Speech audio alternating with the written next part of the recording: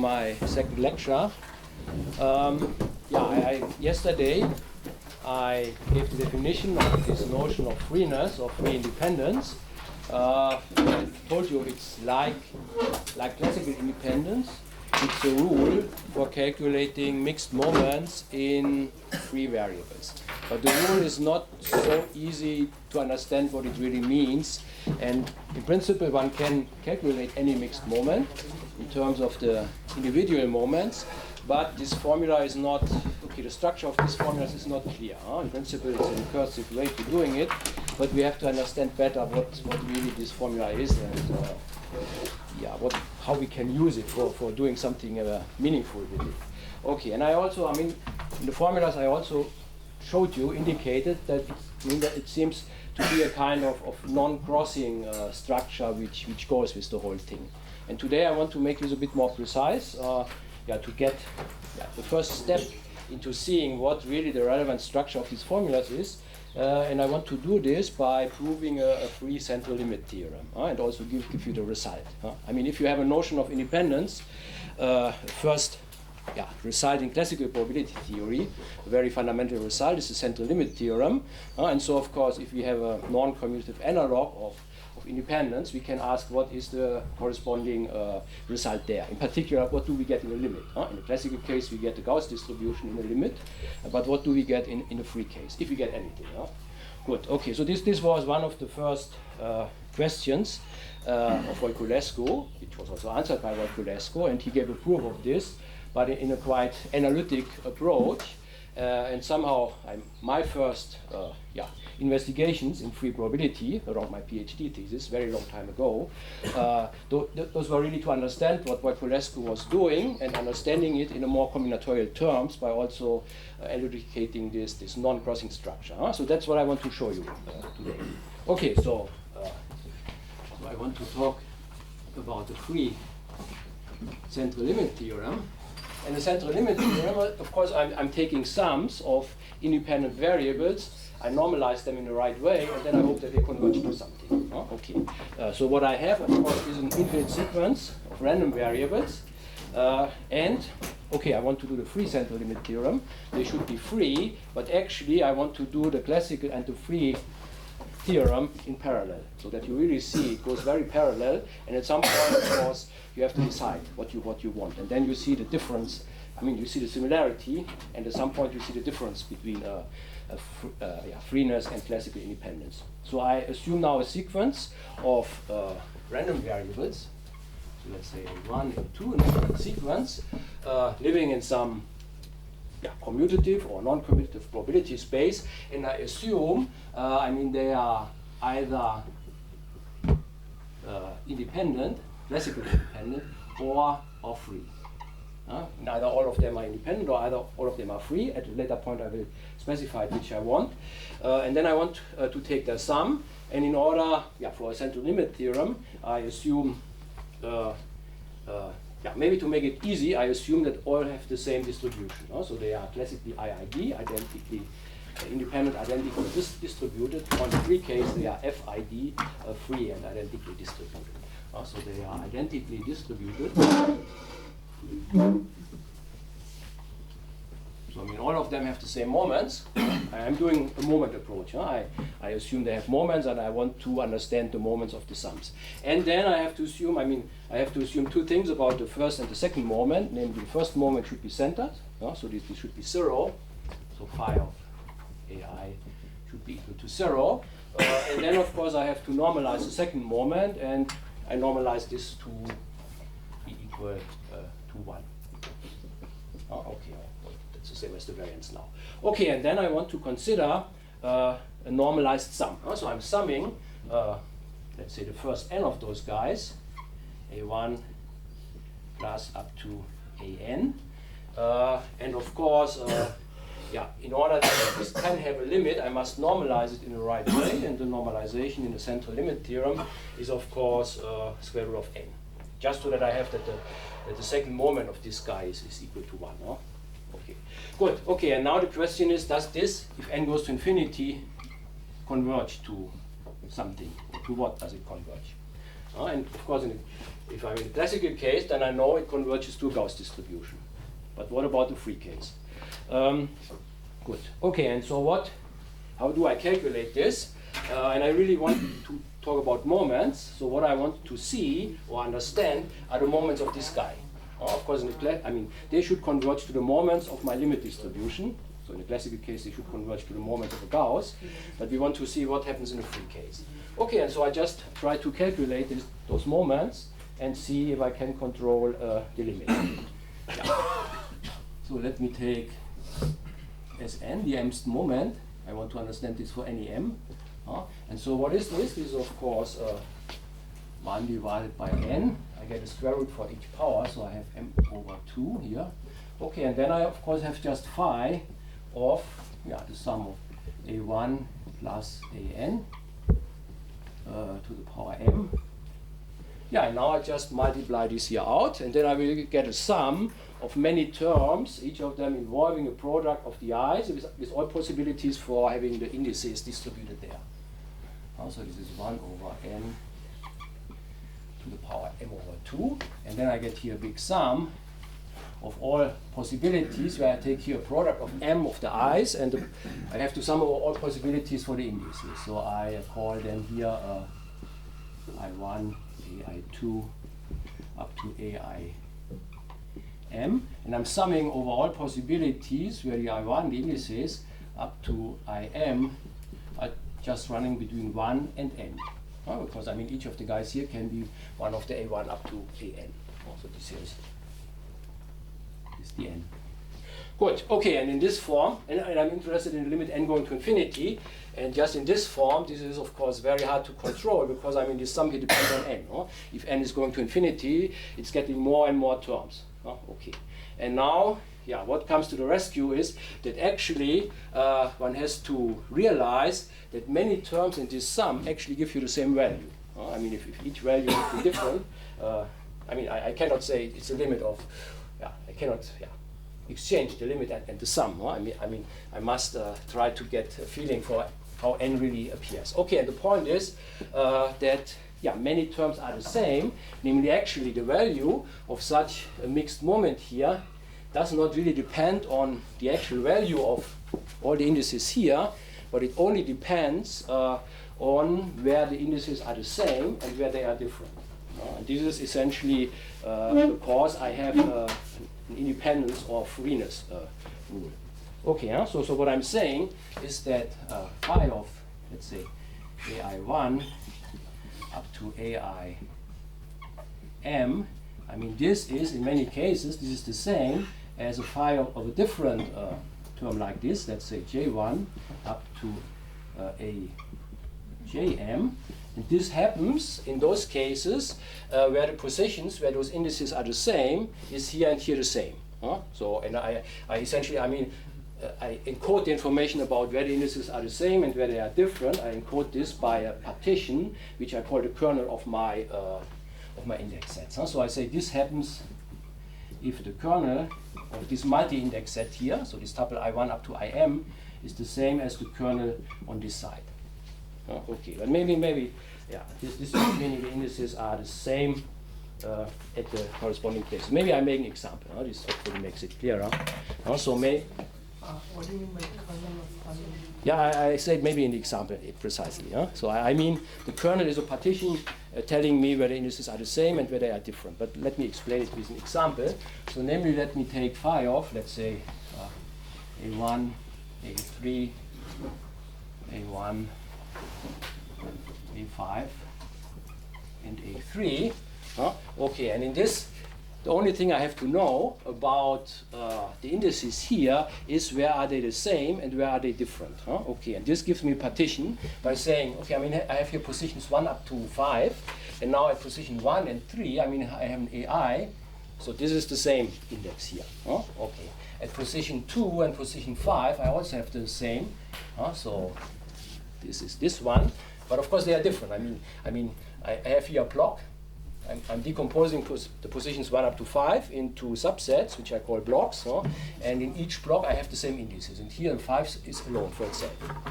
So I have this decomposition, and so I mean this picture here essentially is the kernel of this index set. Formally, it's a partition of the numbers 1 up to 5. Okay, and I mean if I have a different index distribution which has the same kernel, then actually this guy here gives me the same. So namely, if I say this is the same, if I have here, let's say A, 5 A's, and I just require that here and here they are the same, and here are the same, and here, then I can put anything here. So I could, for example, have here a 7, I could have here a 2, and here I just need something which is different from the two numbers which I have already used. So the order counts. Huh? The order counts. The order? Yeah. It's 7 and then something else and then 7. That's important. And it couldn't be A7, A7, A. Yeah, I mean this has to be different. Okay. I mean on different blocks the numbers have to be different. Because otherwise, I mean if I would have A7, A7, A7, A6, A7, let's say, then I mean the kernel would be this one. Because then I would have those four positions would have the 7. So it's really, I mean, if I dividing it into blocks, but on different blocks the numbers must be different. And I mean it doesn't matter whether 1 is smaller than 3 or 7 is smaller than 2. It can just be any of those numbers. Must be the same on each block, but for different blocks it must be different. Okay, and I'm claiming if such a thing happens, then I have the equality of those guys. And why is this? This is because, I mean, my variables are independent, and independence is a rule for calculating a mixed moment out of the individual moments. Okay, but so this tells me, I mean, because those guys are independent, this means they are determined in terms of individual moments of A1, A3, and A5. But in the same way, here on this side, it's determined on the individual moments of A7, A2, and A6. And it's the same moments appearing on both sides. But I have assumed the variables have the same distributions.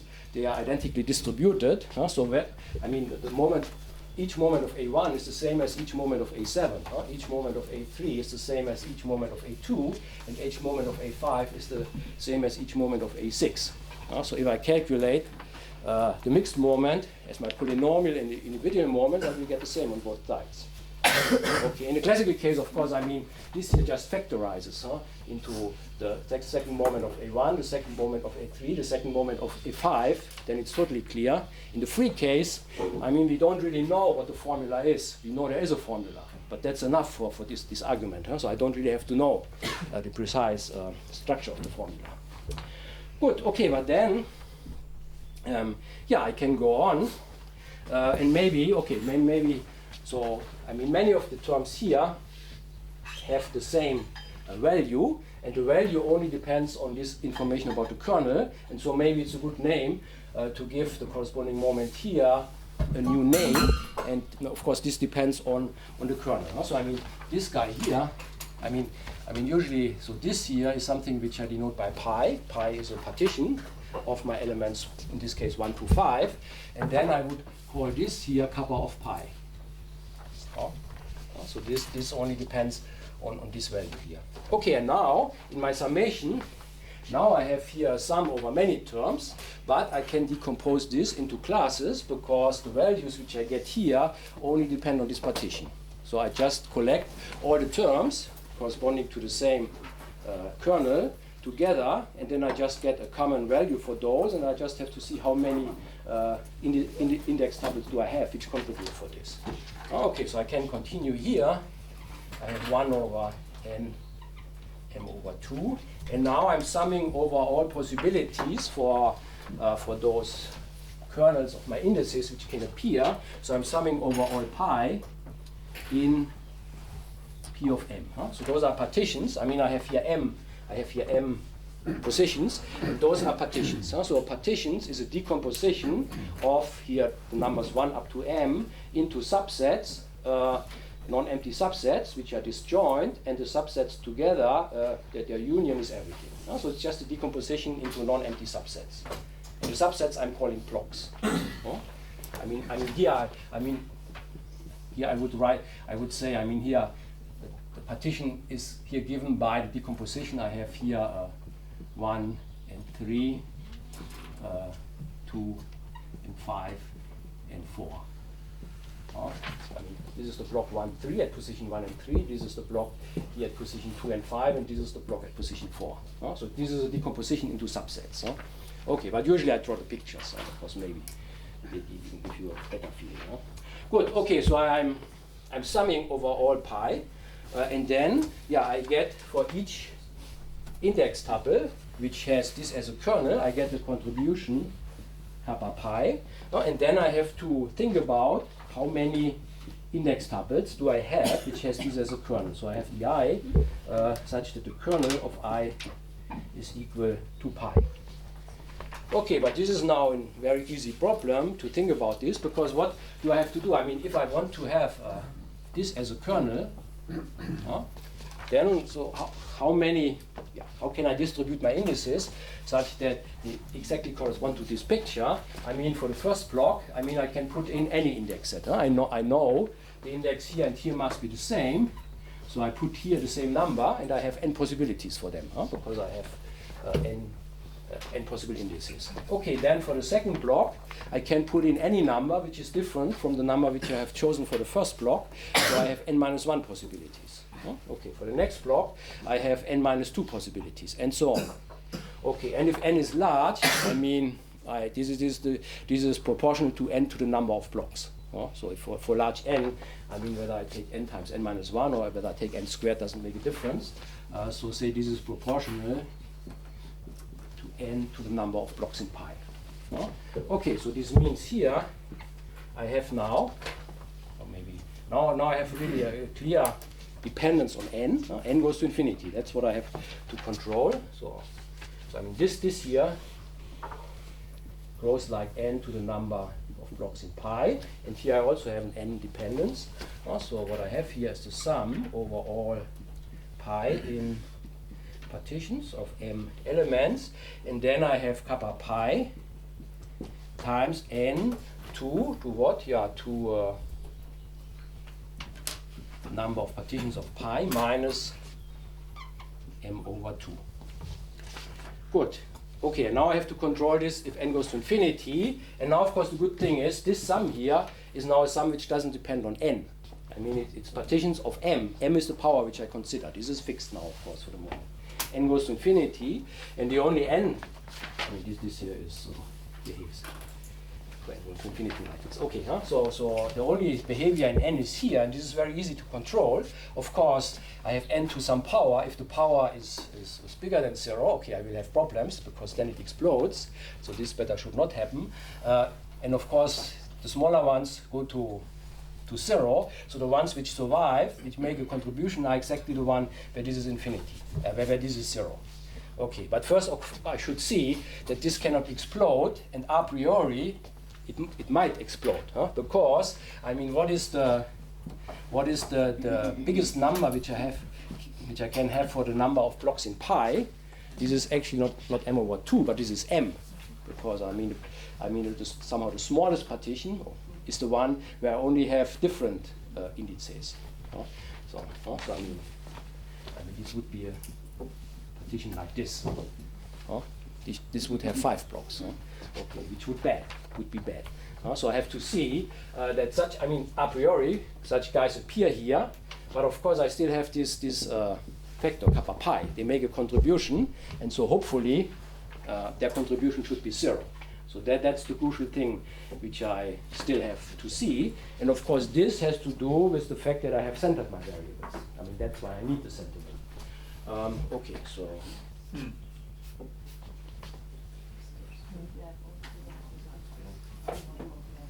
Okay, so I should take, and so what I want to see actually is that whenever I have a singleton in my partition, which means a block which only has one element, then this does not make a contribution.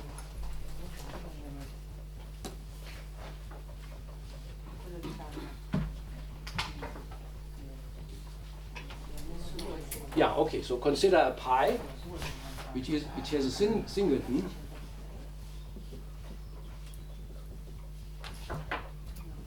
so this means pi. I mean, pi is a collection of subsets, and at least one of these subsets consists only of one element. So let's say pi is a collection of blocks, and one block is a block which only contains one element. So this means at position k in my product of the A's, I have a variable which doesn't show up at any other place. So yeah, so namely, what is the kappa pi corresponding to this? I mean, this is now phi of AI1 up to, and then at position k up to AIM. Okay, and now the point is, at this position here, at this position k, I mean I have a singleton here, and this means the variable which I have here, so the ik is different from all the other i's which I have here, so this guy here is free from the other variables, or independent. Okay, and for this situation, we know how to calculate such a thing.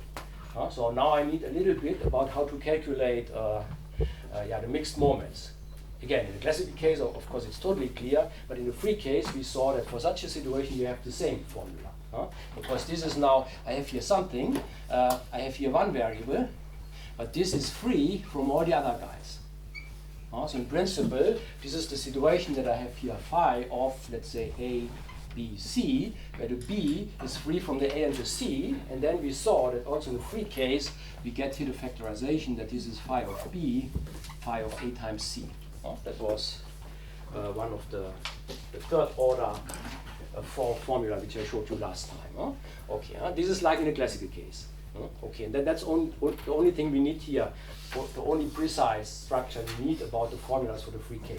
So we only need the very trivial things. Okay, good. And then of course this means in this setting, this tells that I get the phi of this guy, phi of AIK, times the phi of all the others, where of course this one is missing. Ik has been removed. AIM. Okay, this is something I don't know, but this I know very precisely because I have assumed all my variables are centered.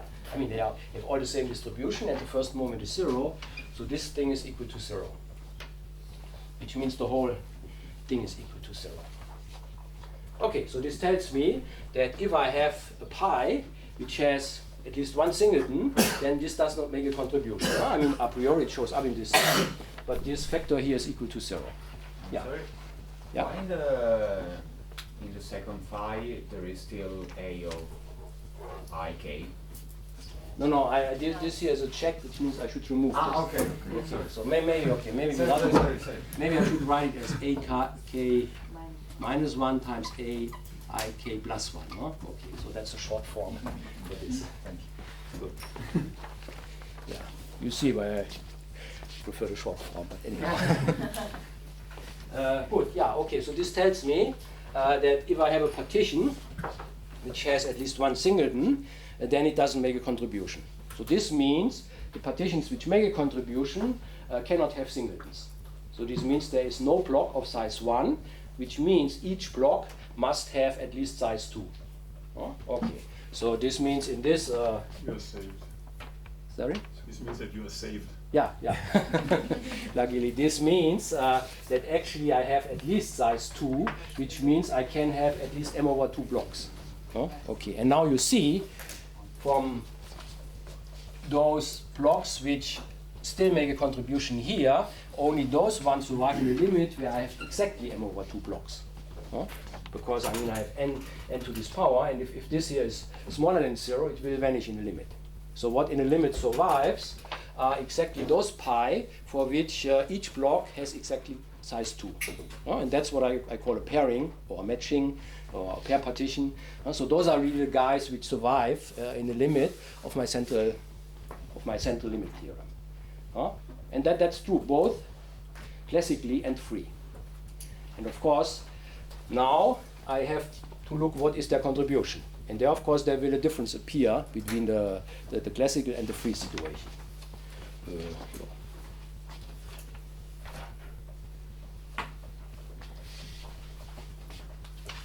Okay, so I think this here can go away. And I mean, in a classical situation, probably you already see that the situation is again very simple, because to have a product of variables, each variable appears twice, and the variables are independent.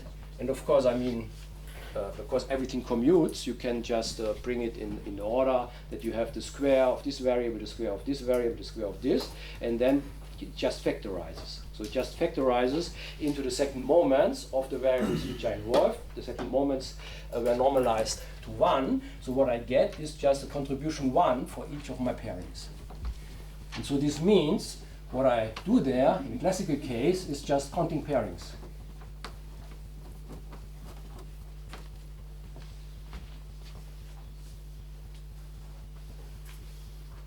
But maybe before I do the classical case, maybe I can make the general remark that in both cases, this shows I have to sum over the pairings, and this means M has to be odd, has to be even. Because of an odd number of elements, I cannot have a pairing. No? I mean, yeah. So because I mean, each pair has to consist 2 elements. Okay, so M must be even. So this means the odd moments in both cases, in the free and the independent case, have to be 0. Huh? So what I get, the distribution has to be symmetric. Good, but that's general one. But sorry, I missed why they have to be exactly pairing, like groups of 2 and not more. Okay, so I mean, what I have seen from the singleton argument is that the number of blocks have to be cannot be bigger than m over 2. That's clear? Yeah. Okay. Good. Okay, but then I mean, if and the others, the other terms go to 0 because of this. Huh? So this can be m over 2, and then of course this is good. This will survive in the limit because then it's n to the 0. Okay, but if this here is smaller than m over 2, I mean I have n to some negative number, and this goes to 0. Could be compensated by the sum. No, but this is a finite sum. Yeah. I mean, I really can exchange the limit with this finite sum. Huh? I mean, at the beginning when I wrote the sum, then of course the sum was not finite; it was going to infinity. Huh?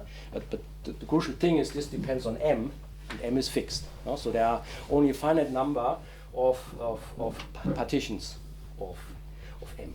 Huh?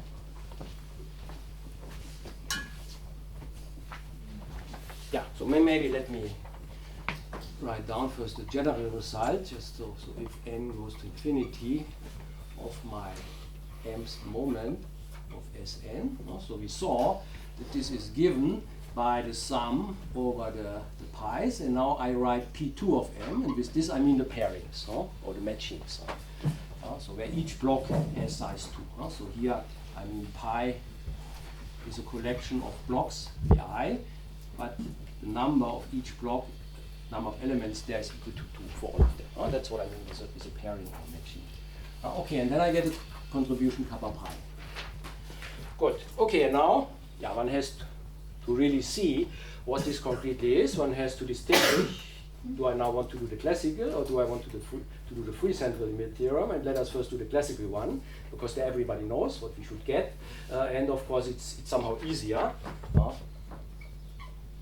the classical central limit theorem, I mean there, as I already told you, that kappa pi for such a pairing of ai, kappa pi is phi of a product of ai1 up to aim, where pi tells me that always each variable here appears twice. And then of course, I mean it just factorizes into phi of the square of the squares which appear, but this is 1.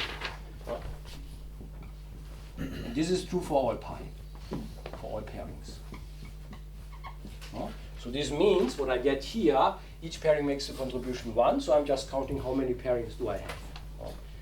So the limit of phi of Sn m, n goes to infinity. So this is just given by the number of pairings of m elements. And what is this? Now of course one has to think what this is, but this is also very easy. I mean, for odd m, it's clear it is 0 because there's no pairing. But what is the number of possibilities for a pairing? Yeah, and this, again, this is just, I mean, do I have, if I have my positions, and I do have a pairing, so I just have to think about how many possibilities do I have for choosing the pairs. So I mean, the first position must be paired with something, and so I have here n minus 1 positions with which I can pair it. So for the first block, I have n minus 1 possible choices. If the first block is chosen, then I can look on the next free position, and this must be now paired with one of the remaining parts. So I mean, 2 are gone for the first block, and this is also gone, so I have n minus 3 possibilities. So pairing with something. So for the first I had n minus 1 possibilities, for the next I have n minus 3, and then for the third block, I mean, I have n minus 5 are left. So what I have to do here is just to count n minus 1 times n minus 3 times n minus 5 and so on down up to 5, 3, 1. And that's what is usually, I mean, denoted by double factorial, but it's just this number. So this is, and actually it's not n, but it's m. I mean, m are here the positions 1, 2, up to m, which I want to pair. Okay, so it's m minus 1 times m minus 3 up to 5 times 3 times 1, and often this is denoted by this double factorial, which is a bit of stupid notation because it looks like a factorial of a factorial, which it is not. It means you're going down in steps of 2. Good, okay, and of course the important thing, I mean, yeah, probably everybody knows or should be clear that those numbers are really the moments of the Gauss distribution. So yeah, these are the moments of the Gauss distribution, which either you know it, or if not, maybe you should do the calculation. I mean, just calculating the moments of the ordinary Gauss. And if you ever have wondered why do you get integers, natural numbers, for the moments of the Gauss, I mean, here's the reason, because they count something. They count the number of pairings. Good, yeah. Okay, so that's a classical one. So this fits with what we know, but now the new interesting thing is what happens in a free situation. So now, let me do the free central limit theorem. And then actually, it's not that all kappa or all pi's make the same contribution.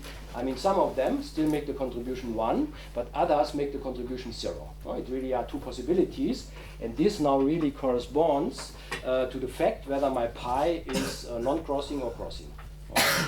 So kappa of pi now really has 2 possibilities, so it's either 0 or 1, and it is 0 if pi is crossing, and it is 1 if pi is non-crossing. Okay, so this NC stands for non-crossing. So you see we have, in free probability we have NC standing for non-commutative and for non-crossing, and it fits together. Good, okay, so let me maybe just make an example to make this somehow clear. To show that this is the case. And I mean, non-crossing, I mean, we already had those pictures. I mean, this means if I'm drawing my pictures, then I shouldn't have crossings like this. So, I mean, a non-crossing pairing is one which I can draw in a non-crossing way so that blocks don't cross.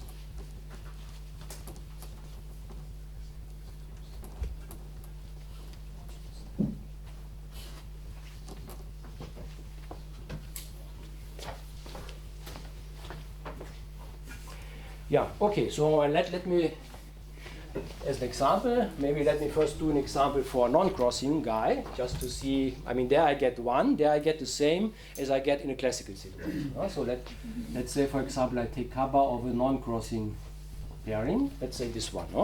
So this is non-crossing, and of course this corresponds to phi, and now I have variables where here and here they are the same, here and here are the same, and here and here. So let's say I have A1, A2, A3, A3, A2, A1.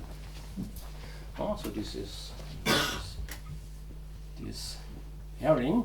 Okay, and now you see we are again somehow in a simple situation where we really can calculate this. I mean the freeness rule for general mixed moments, we still don't know what to do. But in such a simple situation, and now I'm really back to what I exactly had before. Namely, I have here A3, A3. They come together, so I have here a variable which is free from the variables which I had here.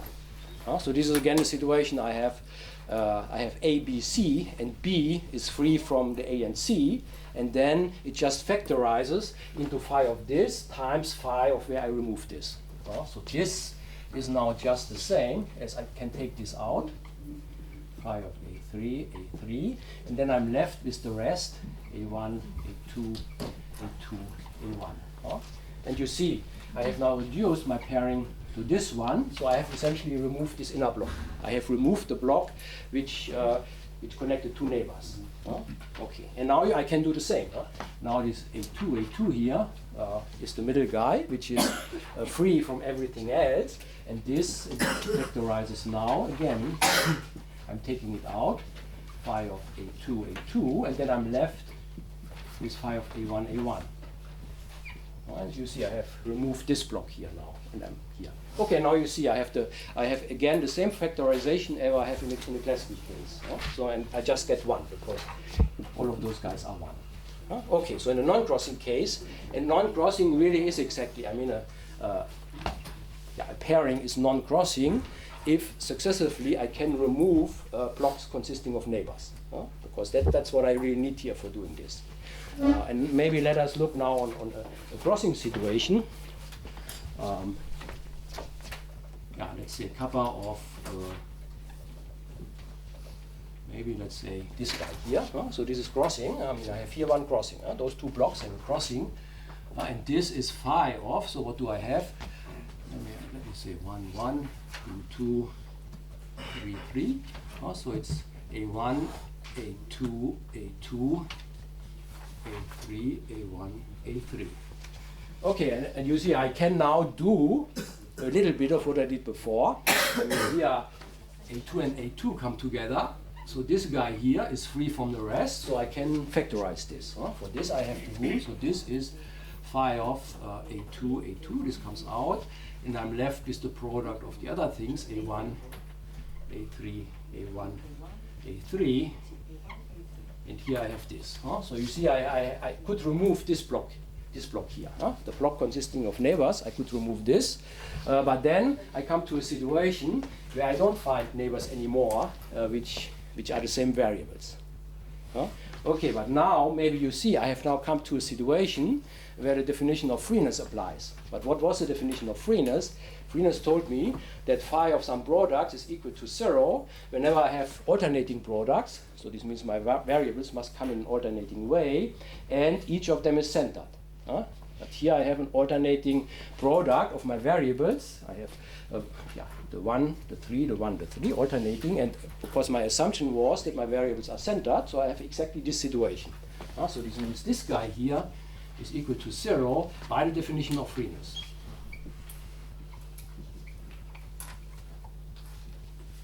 Okay, and so this happens always. So if you have a pairing, I mean you can remove pairs consisting of neighbors until you cannot continue. Either, okay, you have removed everything, then you had a non-crossing pairing, or you come to a situation where you have crossing. So maybe better to say for this here, you don't find neighbors which are the same variables. And this means you have alternatingly just different variables, and they are centered, so phi of this thing is just 0.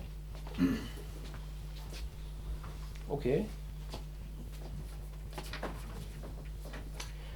Good, yeah, so this means that in the free central limit theorem, okay, we have to sum over the kappa pi's for all the pi's, but now some of the pi's are 0, some of them are 1. So effectively, we are only summing over the non-crossing ones, and each of them makes a contribution 1. So what we are doing is just counting the non-crossing pairings. Okay, so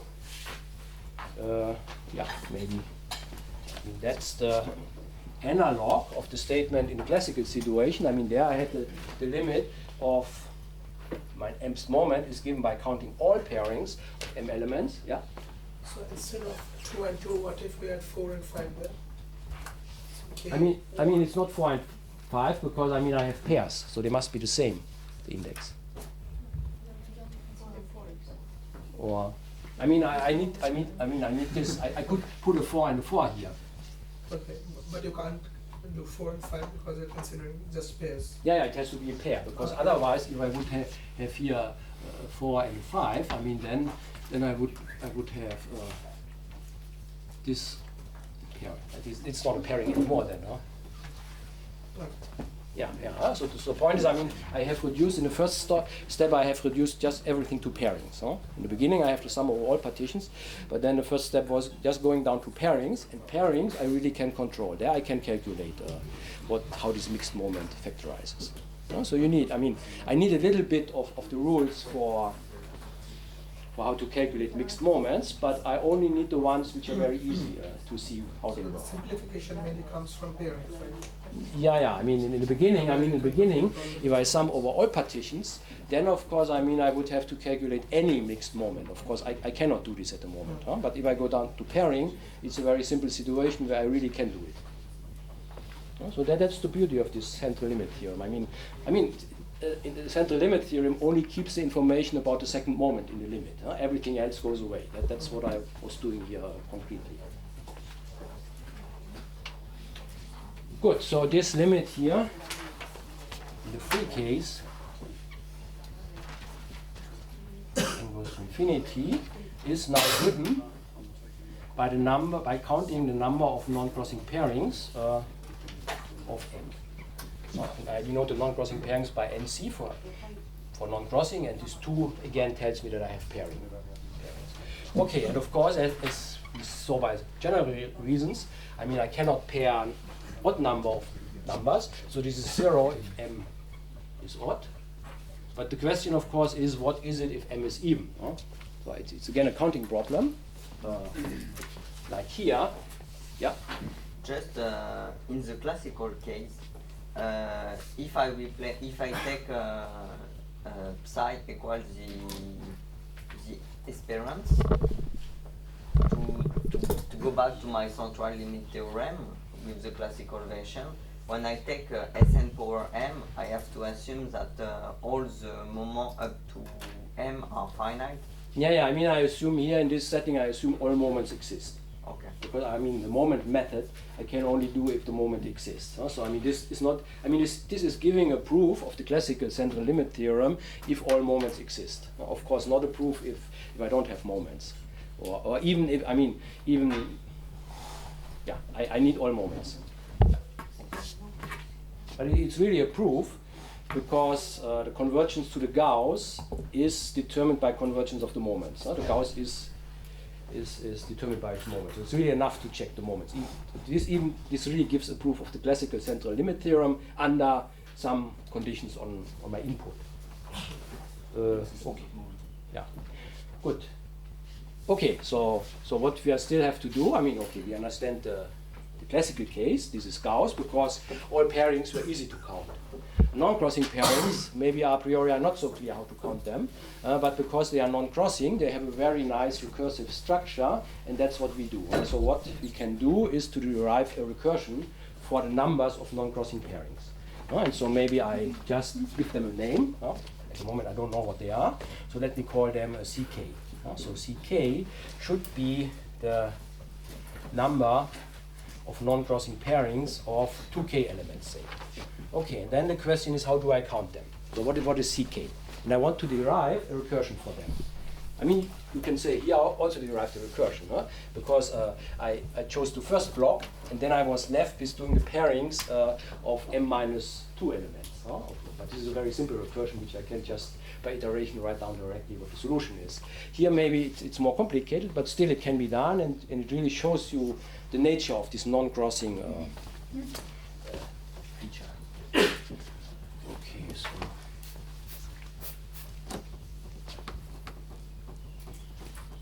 And of course, I have to use this non-crossing. So I try to imitate what I have essentially done in the case of all pairings. Namely, I choose the first block of my pairing, and then I see how do I have to fill it in for the remaining ones. Huh? Okay, now now the non-crossing feature gives some obstruction. I cannot just fill it arbitrarily, but I must avoid a crossing with the first block which I have already chosen. Yeah, I think this.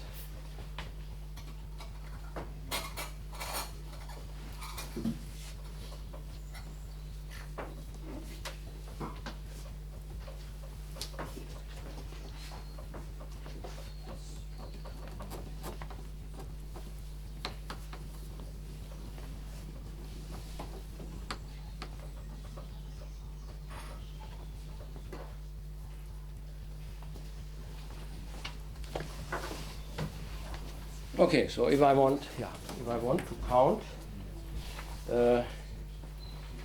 maybe just to draw again a picture. So I have positions 1 up to m, and I want pairings. And again, I say okay, non-crossing pairings. Okay, I choose the first block, so I can connect the 1 with something here. Okay, and then I have to choose the other blocks. But now I have, of course, the constraint that no element here can be connected to an element here because it's non-crossing. Because if I would choose a pair where one element is from here, one is from here, I would get a crossing with the block which I already have. So you see, the problem which I have now decomposes in the problem which I had before, but into two versions of it. Because I mean, what I have to do is I have to pair those guys in a non-crossing way among themselves, and I have to pair those guys in a non-crossing way among themselves. Okay, and this in particular means the first block can only be connected to a number such that the elements which I have here are even, and then it's also here even. So I mean, this number here must be actually, I think, the 2i. Okay, and then so you see, I have now a recursion because I can choose the first block. I can choose all possibilities for I, and if I is fixed, I mean I have to take the number of non-crossing partitions here and the number of non-crossing partitions here, but those are my C's, but just for a smaller index. And this means I get a recursion, but this is now a quadratic recursion. So what I get here, so if I want to calculate CK, I can choose the first block. So this is running this I goes, and maybe the k, I say k, so m is equal to 2k, I mean m is even, so I say this is 2k, and then ck is the number of non-crossing pairings of this. Then I have to go to I here, and then how many points do I have left here inside? This is 2i minus 1. So the counting of them is done by C of 2i minus 1, and here I have k minus I. Okay, I mean the number of points is twice this, because the index here is only half the number of points. Okay, and so you see I get here a recursion for my numbers, and this of course determines my numbers. Okay, I have to know maybe some starting conditions. C1 is equal to 1, and maybe it's also good to put, because I have here somehow, I have also, if I is equal to k, I have here C0, so I should say what this means, because this means I have no points outside, which can also happen. And of course then I just say this should be equal to 1. Okay, so I mean I should put C0 equal to 1, and C1 is of course also equal to 1, because there's just one pairing of two elements, and then I get here the sequence, I mean 1, 1, those two guys, and then I get 2, 5, 14, 42, 125, 35 or something like this. And this is actually a very important, one of the most important numbers in combinatorics, namely those are the Catalan numbers. Okay, so those are the Catalan numbers. And you even have a concrete formula. I mean, very often you see that you have the Catalan numbers because you find this recursion. What is it? I minus 1 and 2 minus 1? This is I minus 1 and this is k minus I. So that the sum of the two guys is equal to k minus 1. So it's I minus 1, not 2i minus 1. It's I minus 1, not 2i minus 1. I mean, the number of points which I have here is 2i minus 1, and the number of points which I have here is 2 k minus I. But if I do the counting problem, then I say if I have 2k points, the index here is k. So yeah. So yeah, it should, I mean those are the numbers which you should see in this picture. I hope these are 2I minus 2 points, and these are 2k minus 2I points. Yeah. Random question, why are they called Catalan numbers? Because Catalan, I mean actually, the Catalan numbers are a special case of the Fus Catalan numbers. And Fus was, I think, earlier, but nevertheless, Catalan was the person who introduced them a few hundred years ago. So, but it's nothing related to Catalonia. No, it's related to a person who was called Catalan. Maybe he was from Catalonia, I don't know, but it's according to this person. Okay, and there is a formula, so I mean you can express them, a very simple formula. It's just essentially a binomial coefficient, 1 over k plus 1, 2k over k. Huh? I mean you can easily calculate that this satisfies this recursion. Okay, and the Catalan numbers, I mean they appear in many instances. So for example, there's this book of Stanley, Enumerative Combinatorics, and I think he has one exercise which consists of, I don't know, 200 sub-exercises, and each of them you should show that some combinatorial object is counted by the Catalan numbers. Okay, and then he has, I don't know, 200 times 200 sub-questions by giving bijections between all of them. Okay. Good, yeah, okay, so those are the numbers which appear in our free central limit theorem. So those are the analog of the moments of the Gauss. And now, of course, the question is, what is the corresponding distribution? I mean, in the case of Gauss, everybody knows in the classical central limit theorem, you get the Gauss distribution. So if I give you the numbers, then, okay, you know what to check. And now I'm essentially telling you what is the distribution in the free central limit theorem, and that's the semicircle distribution. I mean, that's also something you can calculate. Maybe a bit unsatisfying, because if I give you the moments, how do you get the distribution? This is actually related very much to what we had today in the first talk, the resolvent and Steele's inversion formula, and I probably will come back later to this, how you go from the moments to the distribution. But at the moment I'm just telling you what you get here is the semicircle distribution. So namely, those things, CK, those... Can I ask you a question? But if I remember correctly, the knowledge of the moments determines the probability distribution only if the moments decay sufficiently fast, right? Yeah. So this is the case. Yeah. But here, I mean, for the Gauss distribution, it goes sufficiently fast, and in the semicircle distribution, it's even better because this is compactly supported. Then it's so totally in true. general, you cannot reconstruct. No, in general, you can. I mean, limit theorems. If the limit object is not determined by the moments, and there are distributions like this, then it's not enough to check the convergence of the moments. But if the limit object is determined by the moments, then it's enough. In the Gauss case, and in the semicircular case, this is the case. So, yeah. Good. Okay, so I have here a distribution, and this lives on a compact interval, namely for in this normalization from -2 to +2.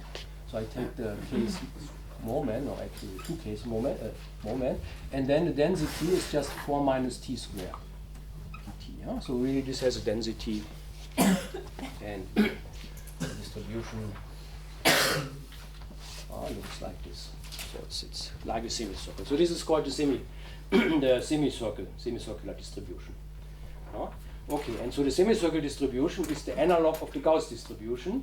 And I mean, if you look from the point of view of density, I mean, why should this be the analog of e to the minus t squared over 2? I mean, so this is really analog, so it's not clear. But if you look from this combinatorial point of view, or the point of view of moments, it's really the analog, because the moments of one of them counts all pairings, and the moments of the other one counts the non-crossing pairings. So from this point of view, it's very clear why this should be somehow comparable objects in the two worlds. Good, and maybe this semicircle, I mean, this was what Voiculescu did at the very beginning in, I don't know, 85 or 86, one of the first results, that the semicircle appeared, and actually the semicircle is not not an unknown distribution, but this is really something which in random matrix theory plays a prominent role. Huh? And there it was, I mean, Wigner's semicircle law about the semicircle was from the 1950s. Huh? So this was a much older thing. Huh? So this somehow showed you, I mean, maybe it's a coincidence that what you get in the central limit theorem in free probability theory is the same as what you get in the limit of large random matrices for the GUE. But it hinted at a relation between freeness and random matrices. And then Voiculescu took this challenge and really he made a much more general connection between the subjects. But this was, I mean, a couple of years later, so beginning of the 90s, he discovered this very general relation that actually you're not only seeing the semicircle, the limit in the free central limit theorem, but you see the concept, you see freeness also appearing in random matrices. And I mean, I will talk in one of my later lectures about this, but at the moment this is just essential. I mean, this is more or less the historical avenue I'm going. At the beginning, there was no random matrix theory in free probability theory. It was really defined according maybe to the free group factor problem according to operators. Okay, and then, but it turns out that there is a very deep relation with random matrices. Good, but before I go to this, maybe now the next thing I want to do is to talk about free cumulants, or maybe really the combinatorial structure in general. So what we have seen here is that that moments, interesting moments which you get are given by summing over nice combinatorial objects, and then you have weights for them. I mean, the weights here are all one, but you are summing over the non-crossing pairings. And this inspires you to look maybe on a free version of classical cumulants, because classical cumulants are also objects which are given in formulas like this. So maybe I first want to say a bit about cumulants, classical, and then also free ones in general. Yeah. Can I just ask, if the moment would not be equal to 1, where would it show up at the second moment? I mean, this would just be a normalization. This would mean that each of the pairs we would have to weight with the moment. But this I mean, here this is just, I mean, this is just the scaling here. Okay. Yeah, like for the classical Gauss. I mean, the standard Gauss with variance 1, there's some distribution, and then, I mean, if you change the variance, you just scale it. Okay, so this means, I mean, instead of 2 to 2, I mean, essentially you go to 2 times square root of sigma also in the boundary. Good. Okay, but so now I want to talk about free cumulants, because I mean, at the moment, I mean, we still don't understand really how to calculate anything in free probability. We just know everything is determined, but for example, if you want to do a free convolution, convolution means you should take the sum of free variables. The question is, how can I calculate the moments of a sum of free variables if I know each variable? We know it's determined somehow, but the formulas are quite complicated. At the moment, we are not yet there, but we are going in this direction, and for this, it's good to not look on the moments, but on other quantities which we call free cumulants. And again, this is motivated by something you have in the classical theory. There are classical cumulants. It's not coming from nowhere, but it's really, you observe or changed the classical setting in a way that you take these non-crossing features into account.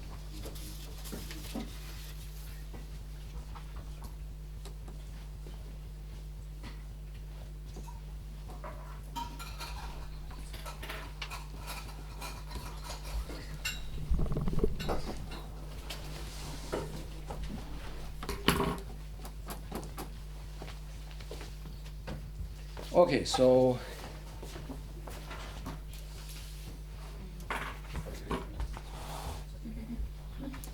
maybe let me first talk a little bit about the classical situation. So the classical cumulants, and the idea is, instead of looking on moments, I introduce some new objects which I call cumulants. So I have, on one side I have the moments,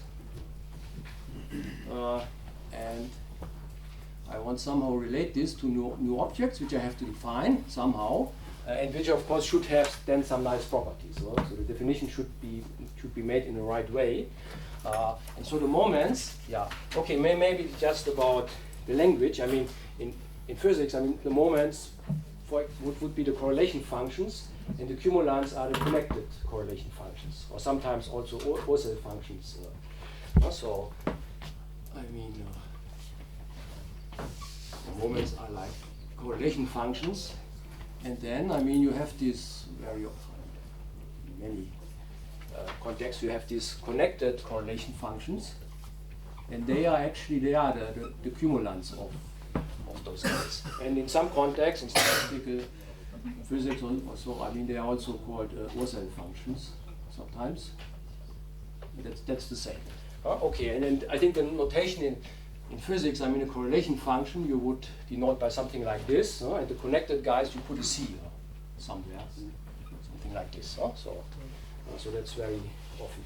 And the idea is that somehow the cumulants are somehow the connected building blocks of your theory. And I mean, if you want to calculate the correlation functions, you are building them out of those building blocks in a very canonical way.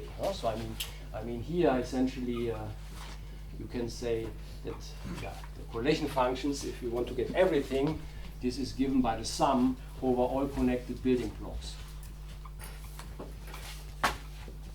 So I mean those connected correlation functions are the guys which you cannot decompose any further in a general way. Connected building blocks. Okay, and so I mean formally, I mean the moments, I mean they are essentially correspond to my expectation, my linear functional, which was a linear functional on my algebra A, and now the cumulants actually, okay, at least in mathematics, they are just a collection of multilinear functionals, so which I denote by Cn.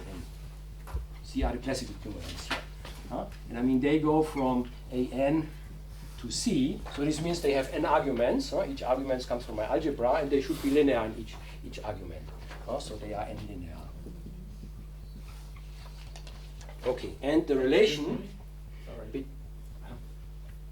With everything is equal to all connected building blocks? Yeah, this is, forget it. I mean, maybe this just means, you for the correlation functions, you have to sum over those building blocks in a way which I'm being a bit more precise. So maybe it's better not to write this down. Maybe you can say things like this, but probably shouldn't write them down. Good, okay, but so maybe let me write down what maybe it means precisely, namely that if I want to calculate a moment, A1 up to AN, then I can build this out of cumulants, and there I'm summing, okay, now in the classical theory, I'm really summing over all partitions. Okay, so I'm summing over pi all partitions of n elements, not just pairings, but all of them, and then I get a contribution for each of this partition, and this contribution is built out of the correlation functions. Namely, I get a product of for each block of pi. So I mean this here is at the moment just a heavy notation, which I will make clear with some examples. Okay, so I mean here I'm summing over all partitions. That's the main point. I mean this is really a classical formula. Even if maybe you are not used to it in this form, but this is really a classical definition of cumulants if you do it in this combinatorial way. And I think in physics you are even doing it more in this way than you're doing it in mathematics, because in mathematics usually dealing with moments is considered old-fashioned. You deal with transform and stuff like this. But okay, I think in physics probably you're even closer to such a formula. Okay, but anyhow, but this here is a product. Okay, and now, I mean, if you see that in classical theory you have something like this, summing over all partitions, I mean, and you have seen that there is a free probability theory where at least for pairings you go over to non-crossing pairings, then of course it's very tempting just to take this formula and replace all partitions just by non-crossing partitions. Because I mean, non-crossing partitions also make sense, not only non-crossing pairings, but also non-crossing partitions, which just means the blocks should not cross. Okay, and then you take this as a definition of objects which we call free cumulants. And that's what I did 30 years ago or so. So really, I mean, I'm defining these free cumulants by these formulas that I'm saying A1 up to AN. So I'm summing now not over all partitions, but only over the non-crossing partitions of n elements. And then I have here a kappa pi of A1 up to AN, non-crossing partitions. Okay, but maybe nobody really understands what this formula means, so I should do examples. I really should show what I mean with this formula. So this is a formula for each n. And for n equal to 1, what does it tell me for n equal to 1? I mean, there I have here only one, let's say one A1, one product, and I have to sum over non-crossing pairings of n is equal to 1, and n you should think of the positions of my a's. So actually, I mean, you should think of it, I have one A1, and I make a partition of it, but okay, there's nothing to partition. I can just take it for itself, and this means what I take here is now a kappa, a cumulant, where the entry is A1. So on this side, I just get kappa, and here I put 1, which means I have one argument, and this is A1. Okay, so you see the kappa 1 is just the phi. So this is just the guy which I already have, which seems okay, why should I bother about more? But I bother about more because this more, they have some structure which I can use later on in a good way. Okay, but so let's say for n equal to 2, what do I get there? I mean, I have A1 times A2, and then I'm being told by this formula I should now sum over, I have A1, A2, and I should sum over the partitions, and there are two of them. Either I can take them together, or each of them can go alone. Okay, and each of these two pictures, each of those two partitions gives me a contribution. And what is the contribution? I mean, I take a kappa for each block. Here I only have one block. So I have a kappa, which has now two variables. I mean, the kappa 2 is a two-linear function. It needs two arguments. And of course, what are the arguments? Of course, they are the A1 and the A2. Okay, and for the second one, there I have two blocks, so I get a product of contributions, one for each block. And if the block only contains one element, I take a kappa 1, because I mean this block only gives me one argument. So I take a kappa 1 of A1 times, and this guy here is a kappa 1 of A2. Okay, so that's just this formula. And you see, I mean, this formula allows me to define now kappa 2. I mean, this formula defines kappa 1. If I know kappa 1, I know those guys, then this tells me what kappa 2 is. So I can invert this. So kappa 2 of A1, A2 is phi of A1, A2 minus, and now I replace here kappa 1 by phi. So it's phi of A1 times phi of A2. And so you see what the kappa 2 is. It's just the covariance of those two variables. And this is, of course, the same as the classical cumulants, because I mean, crossing or non-crossing doesn't play a role here. I mean, there are no pairings of two elements which are crossing. Okay, for n equal to 3, maybe you also just write this down. We've shown it for 1 and 2, then the rest follows. We are physicists, as you always say. No, it's just a joke. Yeah. Okay. Usually one doesn't go to 3, right? One proves something for 1 and 2 and says, well, No, I mean, actually, I should go to 4 to see the difference. But 4 would be okay. 4 would be too many terms. But 3, at least I can write down the formula in this form. So namely phi of A1, A2, A3. So what is it? I mean, I should now sum over partitions of 3 elements, and there are 5 of them. No? So namely, I mean, I have this guy, I have this guy, this guy, this guy, and this guy. And they are all non-crossing. So it's still, I could do the same here with the classic cumulants. Okay, so this means if I write the moment, this third moment, I get a sum of 5 terms. I mean, this term here is kappa 3, because I mean this connects 1, 2, and 3. So I have a kappa 3, which has A1, A2, A3 as argument. Okay, then this next guy here, maybe let me just write down this one. So this has 2 blocks, a block of length 2, which connects two arguments, which means I take a kappa 2 of those two arguments. So this guy here gives me a kappa 2 of A1, A2, and then it's getting multiplied with a kappa 1 for this argument, so it's a kappa 1 of A3. And then I get more terms like this, where the A's are sitting at other places, and here I get a product of 3 kappa 1s. Okay, and again you see, I mean the kappa 3 is only appearing once. The other guys are of smaller order, which I already know, and so this means this defines me the kappa 3. Okay, and if we go to n equal to 4, then I would have a sum over, in a classical case, over 15 terms. There are 15 partitions of 4 elements, and there is a crossing one, which is the pairing which we already saw. I mean, for 4, I would sum over 14 terms here, and the term which is missing is this one. In the formula for the classical cumulant, I would also have this term.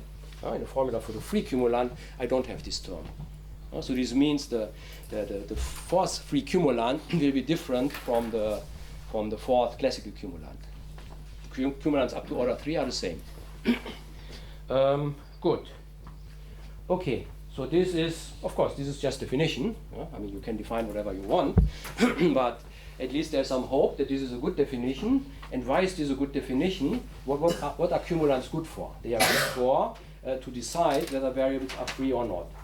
So I mean, the definition of freeness was in terms of moments. The moments, you have to look on moments that you can decide whether variables are free or not, but you have to look on very specific moments, namely you need these conditions alternating and it's centered.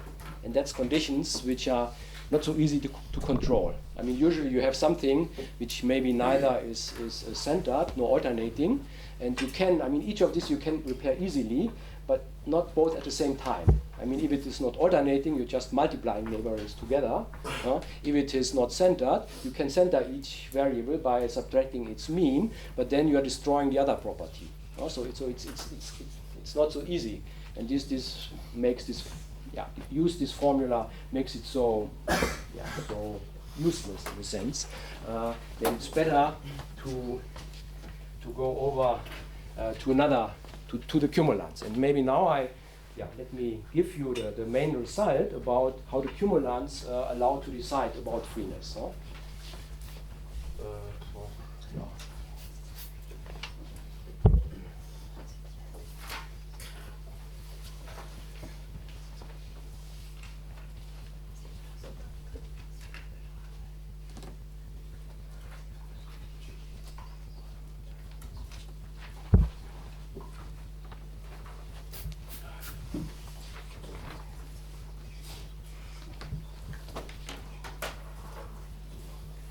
And this, I mean, the proof of this theorem is not very hard. I mean, you just have transferred the statement from the moments to the cumulants by using this moment cumulant formula. I mean, the moments and the cumulants, the highest order terms are the same, but in the cumulants you have lower order corrections. So you must be able to deal with them. But this can be done in a recursive way.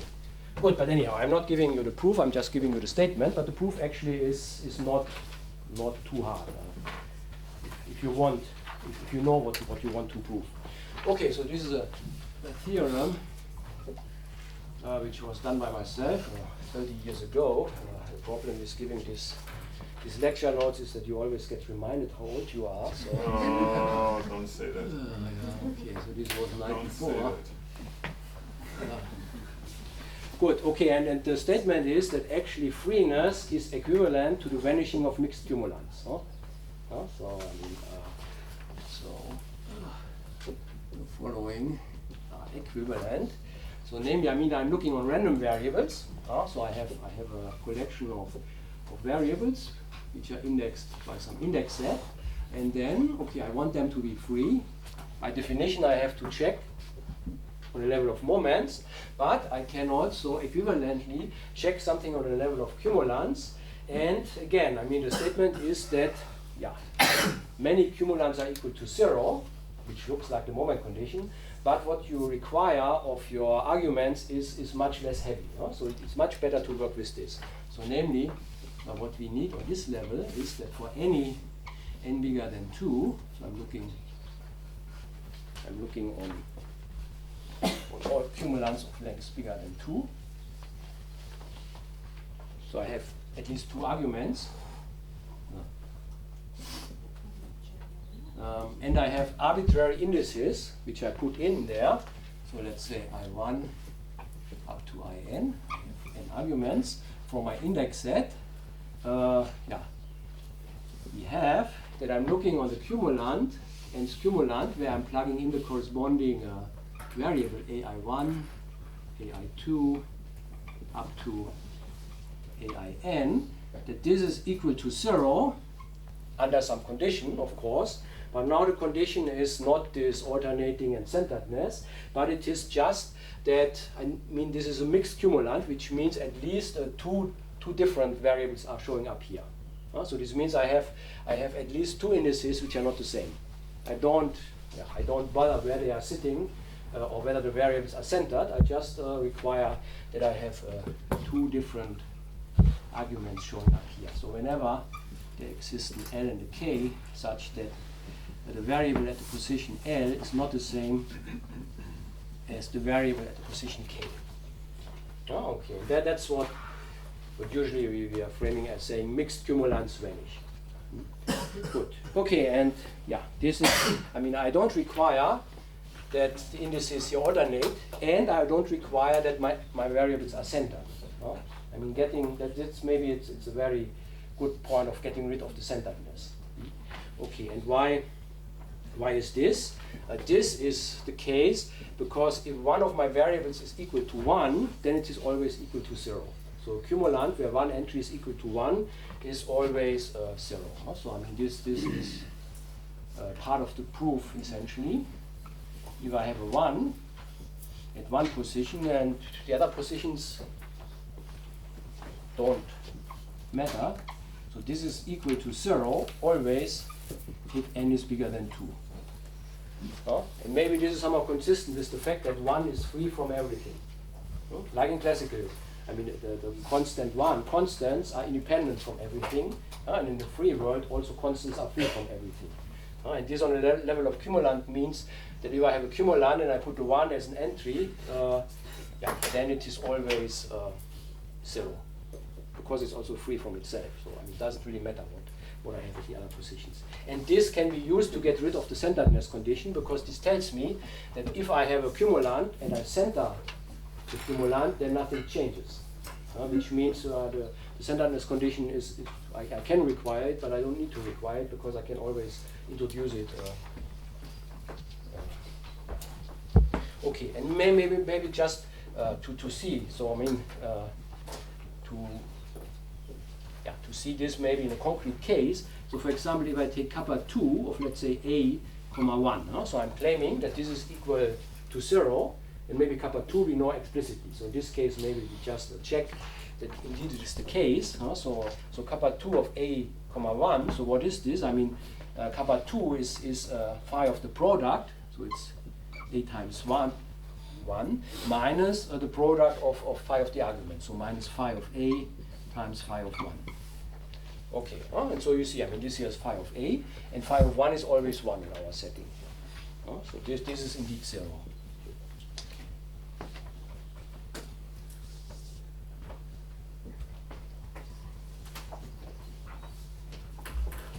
Okay, good. So any questions about, yeah? So the statement is that these two are equivalent, right? 1 and 2 are equivalent. So I mean up to here. So this is 2. So I mean 1 is the definition of freeness according to the moments, and 2 is what it means in terms of cumulants. And it's really equivalent. So this means really you can go over to cumulants and then very often you start from some variables about which you know something, then you build new variables, and maybe you want to control whether those new ones are still free. And I mean, this usually is much easier to check on a level of cumulants whether you have this property here. Okay. So maybe I still have 10 minutes. So maybe I want just to go over to talk about the free convolution, because I mean this here is the ingredient for really being able to deal effectively with the free convolution. I mean the free convolution maybe is the thing which we really want to understand. That's maybe the first non-trivial problem where you should be able to develop some machinery. I mean free convolution, convolution in the classical theory means you have two variables, they are independent, and you take the sum, and then you want to know how do I get the distribution of the sum of them out of the distribution of each of them. Okay, on the level of the moments, how do I get the moments of the sum out of the moments of each of them? And of course we know in principle this is determined, but how can we do this effectively? And I mean moments, the moments of the sum of variables are very complicated polynomials in the monomials of each of them. So I mean it's not, for example, that they are just the sum. I mean the first moment of course is just the sum of the first moments of each of them, but then for higher moments it's getting endlessly complicated. Okay, and the cumulants actually have the nice property that they are linear with respect to the sum.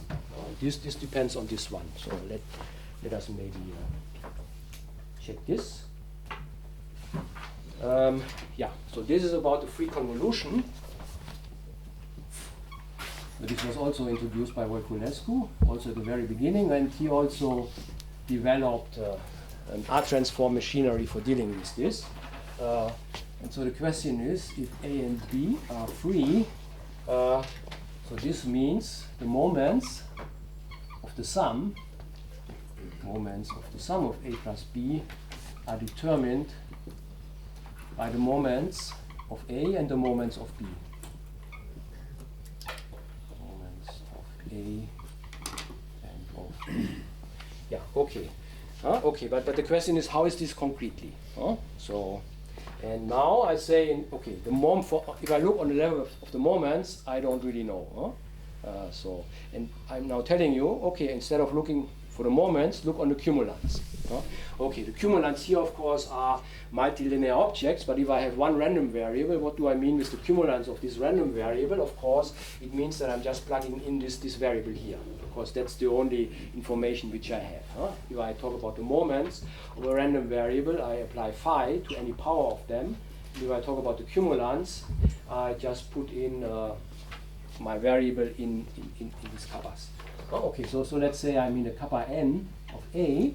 So this, the nth cumulant of a variable A, this is just kappa n, where I just plug in A everywhere. And the definition of the cumulants then tells me that this guy is given in terms of this formula by summing over non-crossing partitions by the moments of A. Good, okay, and now the question is, what can I say about the cumulant of A plus B? Okay, I know the cumulants of A, I know the cumulants of B, but what can I say about the cumulants of A plus B? And now, what are the cumulants of A plus B? They are these general cumulant functionals, where for each argument I plug in A plus B. Good. So those guys are linear in each argument, so I just multiply it out. So I will get 2 to the n terms here, and I will get 2 terms which are nice, very nice, namely the ones where I only have A's and where I only have B's. So this is kappa n, where all the arguments are A. Then I have the corresponding thing where all the arguments are B. And then I have all the other terms, and there are many of them, where I have at least one A and at least one B. Okay, but now, according to this, we have the vanishing of mixed cumulants. So this means if I consider a cumulant where the entries are from a collection of variables which are free, and I have 2 different of the variables, I have a mixed cumulant, then it is equal to 0. And that's exactly what I have here. I have a cumulant where I both have an A and B as argument. I mean, it doesn't matter how many A's, how many B's I have, and where they are sitting. It just matters that I have at least one A and one B. So these guys are all, I mean, there are 2 to the n minus 2 terms like this, and they are all 0. If I do the same for the moments, and if I multiply it out, of course, so there, nothing is 0. Okay, but you see this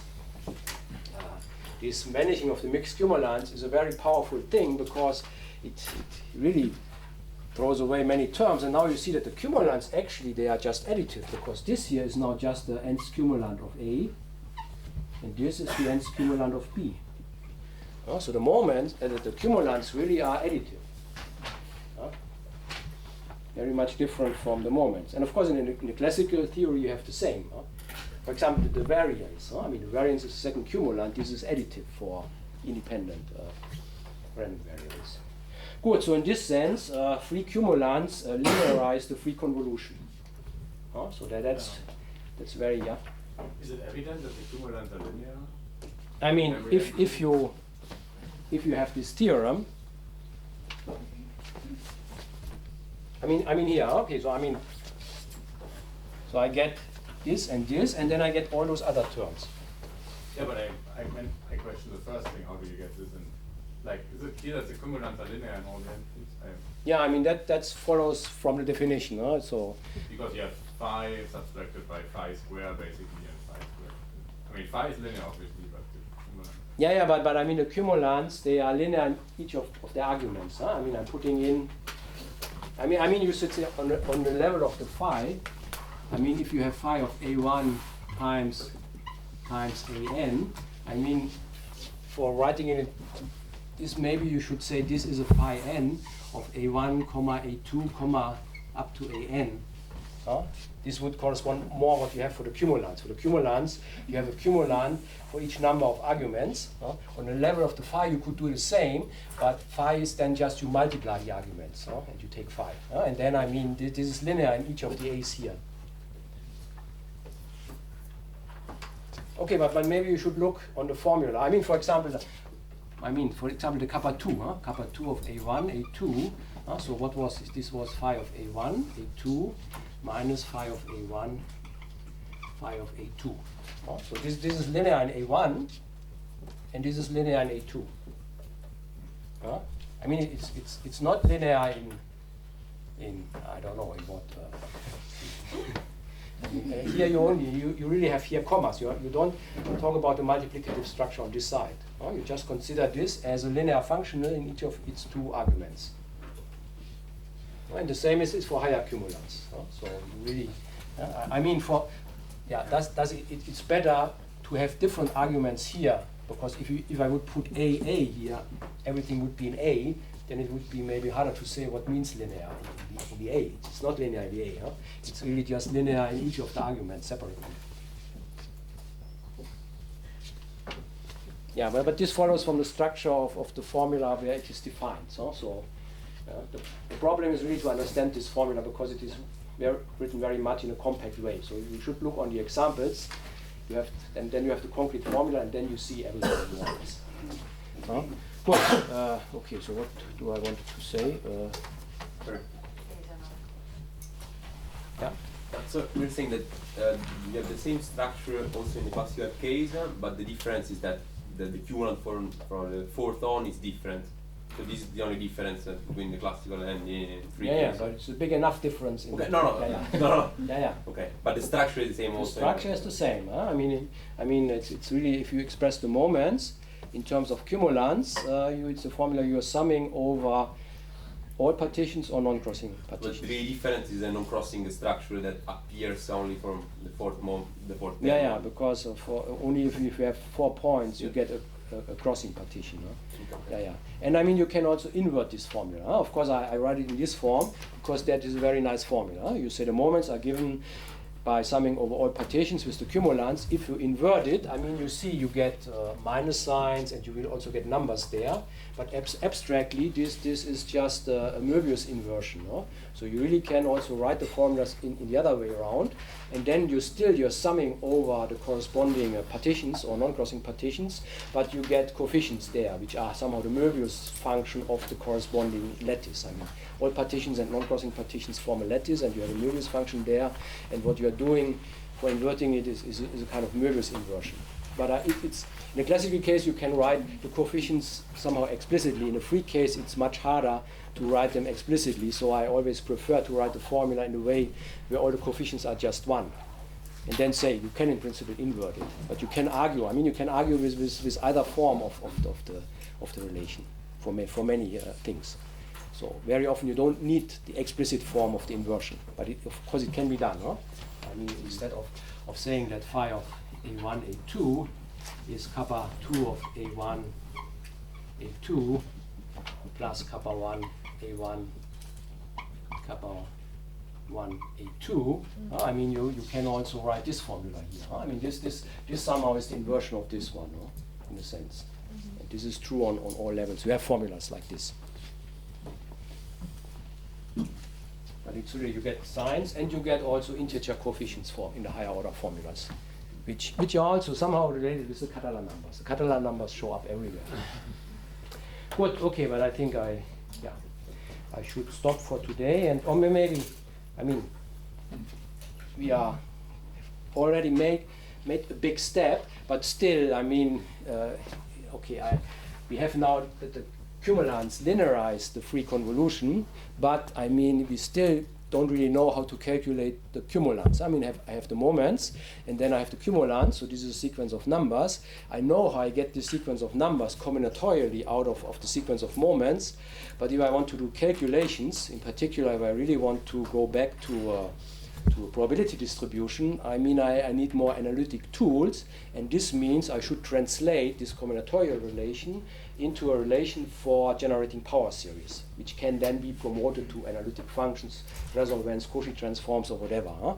And this is the famous R-transform machinery of Voiculescu, which means but which really can be done combinatorially, which I will do next time. So we really can understand this combinatorial relation between moments and cumulants on a level of formal power series. Okay.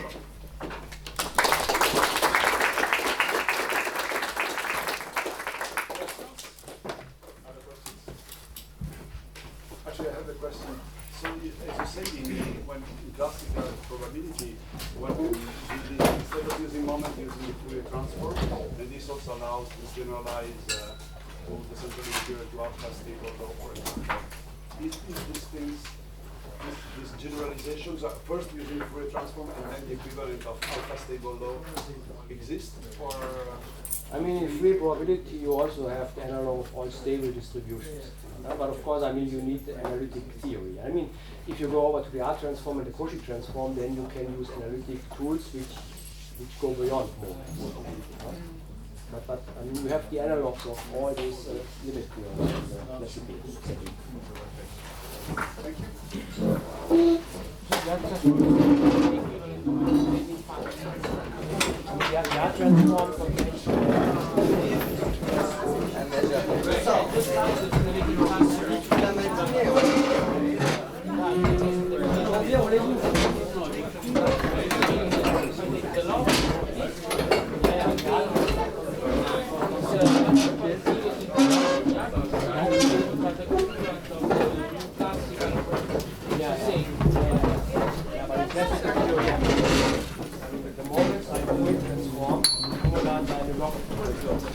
Yes, that's exactly. The idea is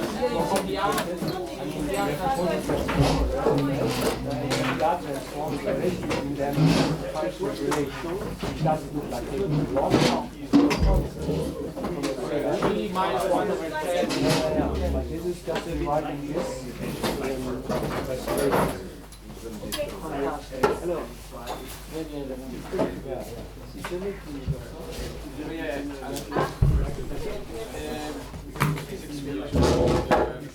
Where the moments are generating function. And it's the same reason for logarithm of the moment generation variables. So you have this analog between the expression you wrote of the sum over the partitions and the